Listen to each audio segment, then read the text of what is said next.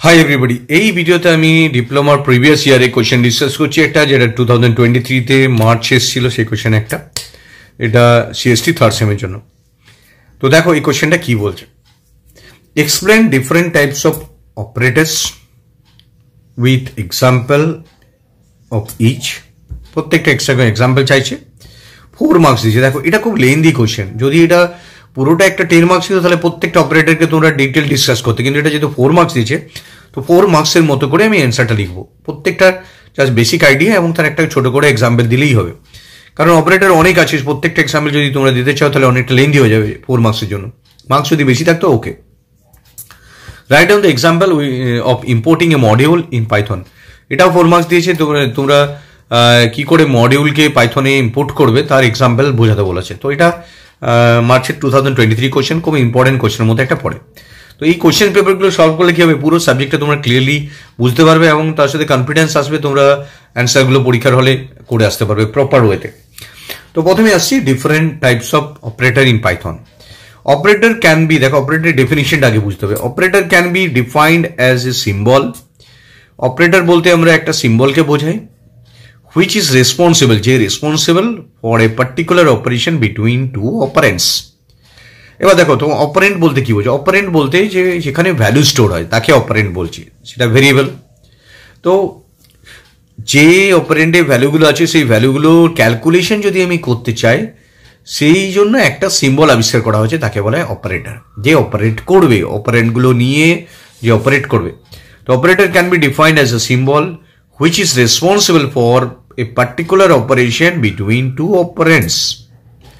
দুটো অপারেন্টস, ধরো 2 নিলাম, একটা অপারেন্ট 3 নিলাম, এর মধ্যে আমি ইন্টু করলাম, তার মানে 2 আর ইন্টুতে 3 গুণ করলে কি হবে, 6 হবে। তো এই যে ইন্টু সিম্বলটা, এটা হচ্ছে দুটো অপারেন্টের মধ্যে এটাকে ইউজ করে রেসপন্সিবল হবে যে কাজটা করে নেবে। তো এটা একটা সিম্বল যেটা responsible particular operation between two operands. এবার ডিফারেন্ট অপারেটরস কি আসতে পারে। Number 1 arithmetic operators. কি কি আছে দেখো, অ্যারিথমেটিক অপারেটরস বলতে কি হচ্ছে, to perform mathematical operation on numerical values. যেটা নিউমেরিক্যাল ভ্যালুস নিয়ে কাজ করে। তাহলে অ্যারিথমেটিক অপারেটরের মধ্যে অনেকগুলো অপারেটরের মধ্যে প্রথম অপারেটর নিলাম অ্যারিথমেটিক অপারেটর। তো এটা কি করে, মেনলি নিউমেরিক্যাল ভ্যালুসগুলোকে অপারেশন করে। নিউমেরিক্যাল ভ্যালুস মানে যেটা ইন্টিজার ভ্যালু, ফ্লোট ভ্যালু, এই ধরনের ভ্যালুগুলো নিয়ে কাজ করে।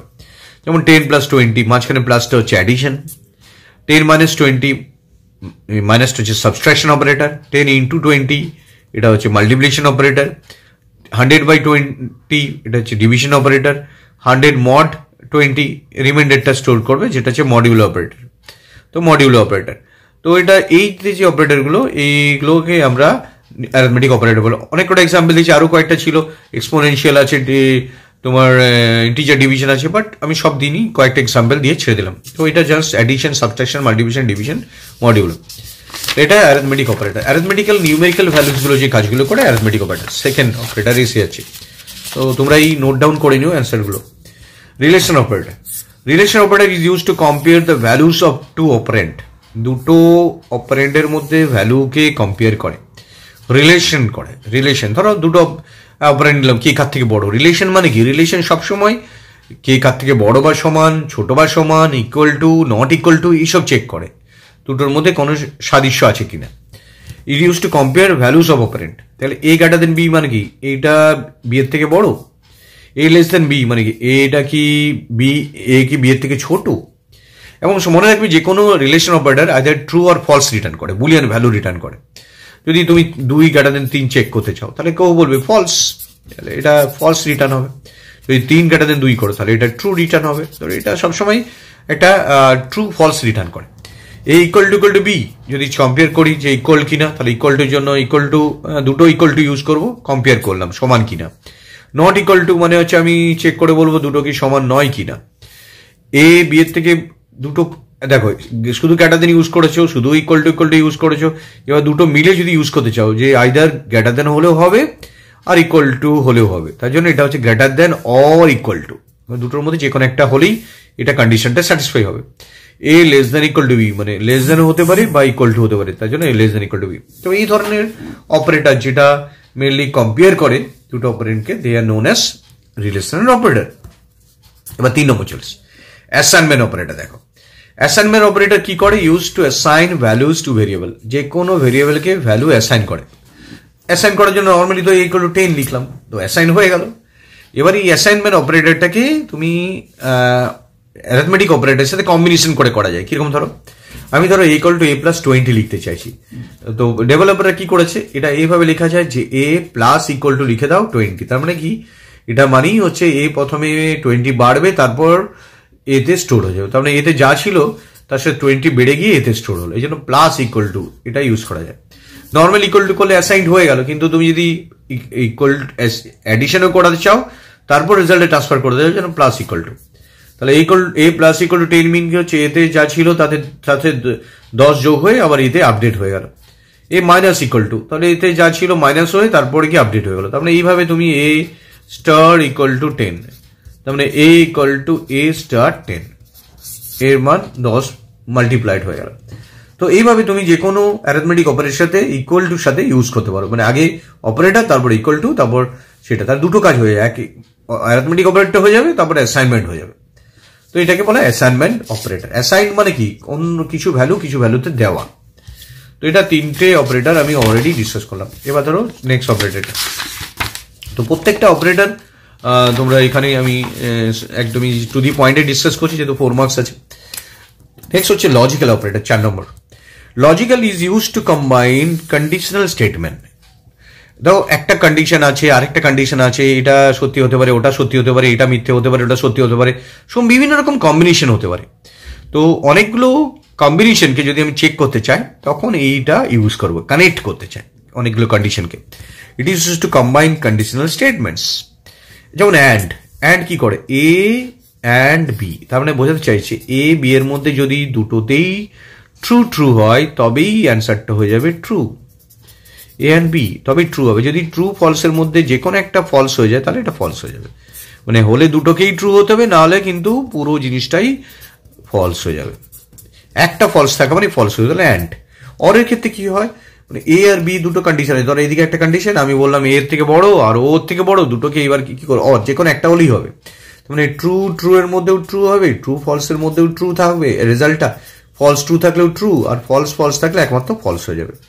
তার মানে কি, এটা অর বোঝাচ্ছে তুমি যে কোনো একটা সত্যি করে দাও, আমি তোমার রেজাল্টটাকে আমি নিয়ে নেবো, দুটোর মধ্যে থেকে যে কোনো একটা সত্যি করো। নট হচ্ছে কমপ্লিমেন্ট, মানে তুমি জানবে ট্রু নিলে ফলস করে দেবে, ফলস হলে ট্রু করে দেবে।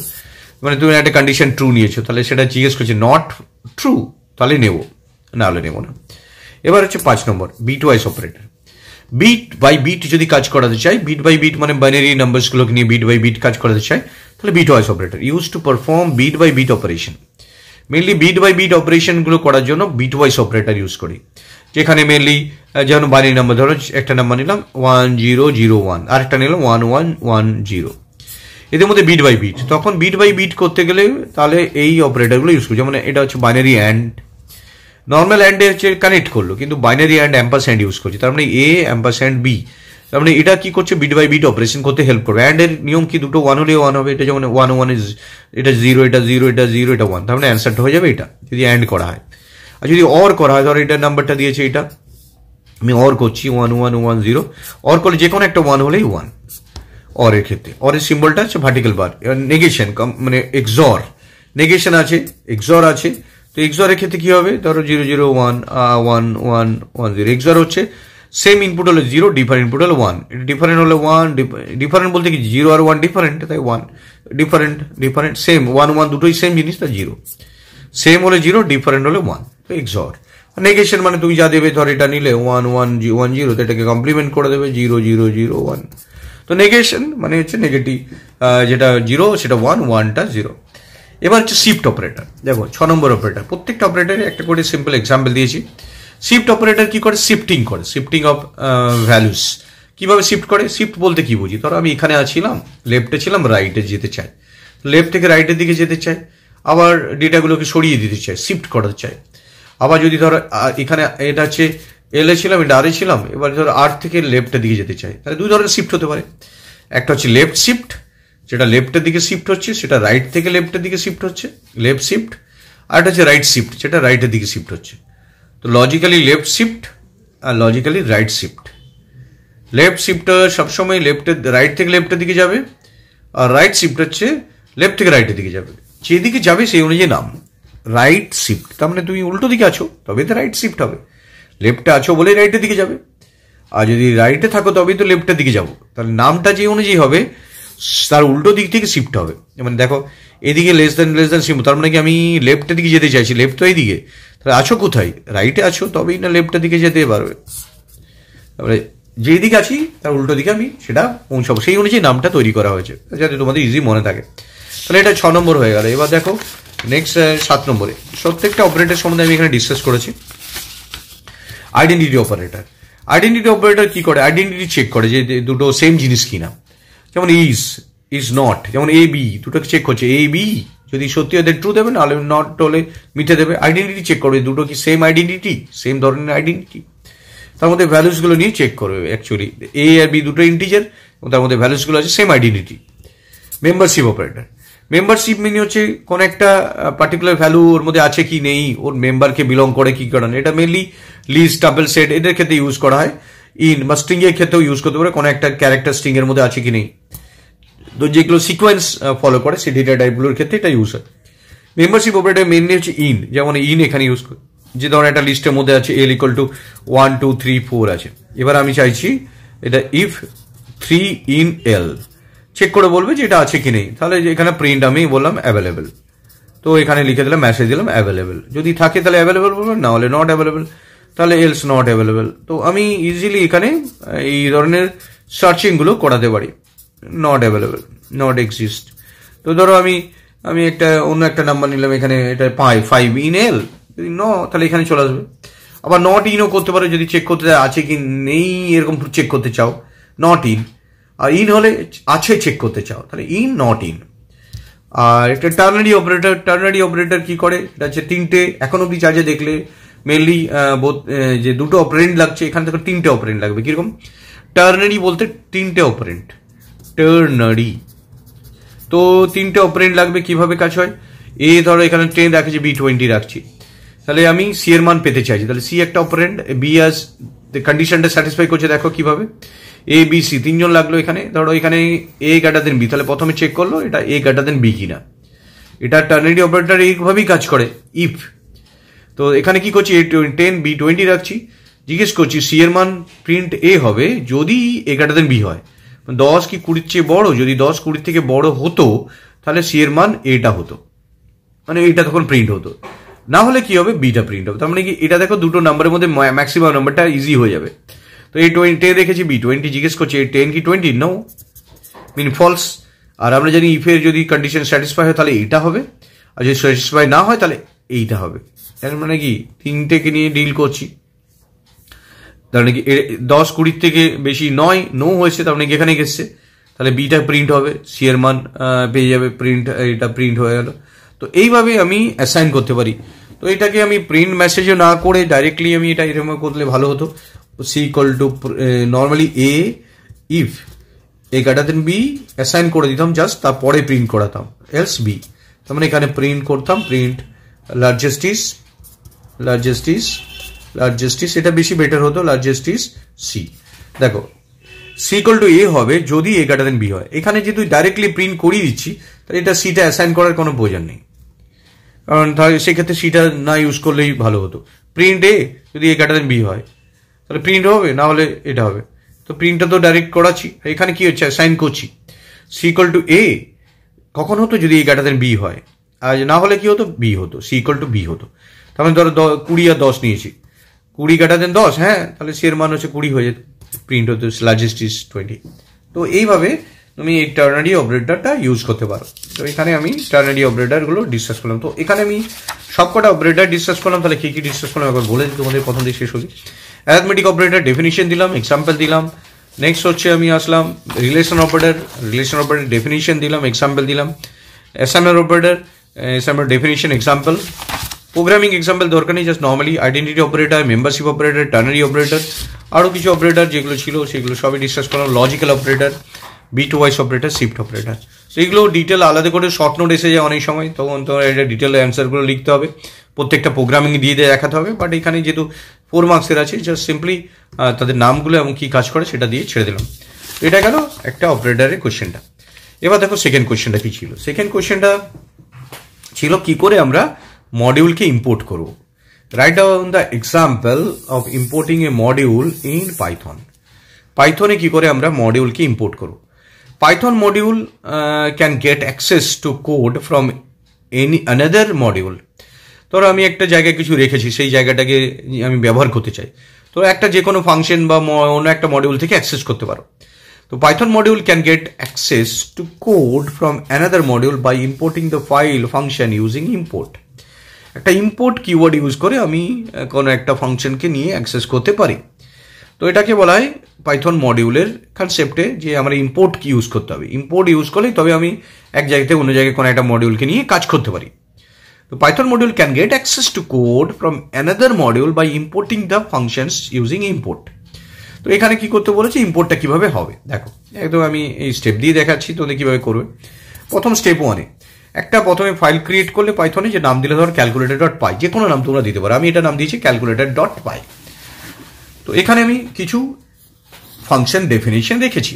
দেখো, def add x y, x আর ওয়াই যোগ করবো, ডেফ সাব এক্স ওয়াই বিয়োগ করবো, রিটার্ন হবে, def multiplication X Y multiplication return হবে। আমি আরও কিছু করতে পারতে, সাবস্ট্রাকশন হচ্ছে, মাল্টিপ্লিকেশন, ডিভিশন, সাইন, কস, প্রচুর কিছু রাখতে পারে এখানে। তো এখানে মেন কাজ হচ্ছে ওর মধ্যে ক্যালকুলেটর যে পাই বলে যে পাইথনের ফাইলটা আছে তার মধ্যে এই ফাংশনসগুলো আমি প্রথমে রেখে দিলাম। তাই ফাংশনসগুলো দেখো ডেটা নিইনি, কিছু করিনি, জাস্ট দেখে দিয়েছি ফাংশনসগুলো, কারণ আমি বোঝাতে চাইছি ওই ফাংশনসগুলো ওখানে তৈরি থাক, আমি অন্য জায়গা থেকে ওদেরকে ইউজ করব। তো মডিউলের এই পারপাসটা মেনলি কাজে লাগে। এবার স্টেপ 2, তাহলে ওটা সেভ করে দিলে, কম্পাইল করে দেখে নিলে কোথাও এরর আছে কিনা, রান কিছু করবে না, এটা তো মডিউলগুলো আমি জমা রাখছি। এবার স্টেপ 2-তে কী করবে, ক্রিয়েট অ্যানাদার পাইথন স্ক্রিপ্ট, যেখানে আরেকটা পাইথন ফাইল খুলবে সেম ডাইরেক্টরিতে, এবং কি করবে এবার ওইটার আলাদা একটা নাম দেবে। ধরো এটার নাম একটা আলাদা দিলাম, এটা ধরো ডেমো ডট পাই দিলাম, তো ডেমো ডট পাই দিলাম, তার মধ্যে এখানে লিখছি কি করছি, ইম্পোর্ট করবো, কারণ ওটা একটা অন্য জায়গায় সেভ আছে, ওই ডাইরেক্টরিতে অন্য জায়গায় সেভ আছে। এবার ওটাকে ইম্পোর্ট করলাম, ক্যালকুলেটরটাকে ইম্পোর্ট করলাম, ওই তাহলে ফাইলটা আমার কাছে এসে গেল। তার মধ্যে থেকে অ্যাডকে আমি কল করলাম, ডটটা দিলাম, মানে কি ডট মেম্বারকে কল করলাম। ক্যালকুলেটরের মধ্যে যে পাইথন ফাইলটা ক্যালকুলেটর ডট পাই আছে তার মধ্যে অনেকগুলো তো ফাংশন আছে, তার মধ্যে অ্যাডকে কল করলাম, তার মধ্যে 10 আর 20 দিলাম, সেই 10-20টা এখানে চলে যাবে এক্স আর ওয়াই, এবং এক্স ওয়াই যোগ করে আমাকে রিটার্ন করবে 30।